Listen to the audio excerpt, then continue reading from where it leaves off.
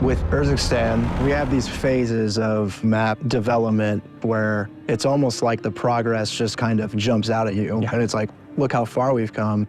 Did you have any moments like that? I think the biggest turning point for me, we hit that balance of density versus openness that we could support these different game styles.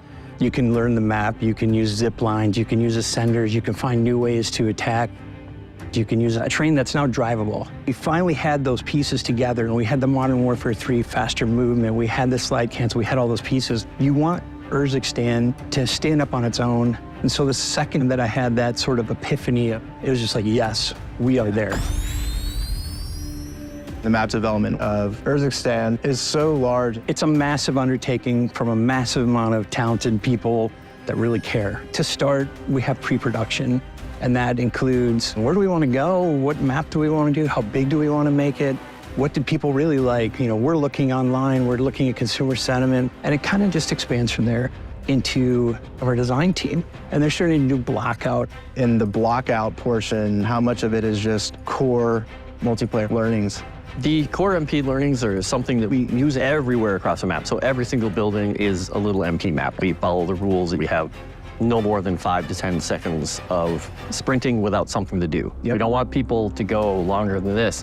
And in case people are feeling like the circle's pinching them, that's when we put these in. We have to make sure that each one of them has its own uniqueness. Art direction will give us a concept of it.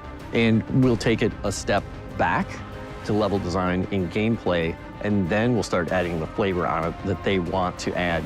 While they're doing that, it's not in a bubble because we also have our art teams creating really amazing concept art. What are some of the things that you need to know before you start creating all those images and putting them together? Definitely there is a narrative of a story side for Warzone. And then once I got the story, I started to gather reference based on what kind of narrative it is. So for example, Old Town, we need to make it more historical place, right? So maybe underneath the foundation can be stone bricks. Based on general guidance, you can see the brick material underneath. Right. And then they build the top of the building. I had a lot of communication with art direction to make sure that we could see how can we continue this type of art language. How can we push this for the player, right? Yeah. Is this area something that the player can get into? You know, like all the different ways that players can enter and traverse between these buildings. What I love about Urzikstan is that we've had this incredibly creative group of people that are passionate about what they do. I would be totally remiss if I just didn't say thank you, first off, wholeheartedly to everybody that has worked on this map. And I think you're really gonna love it.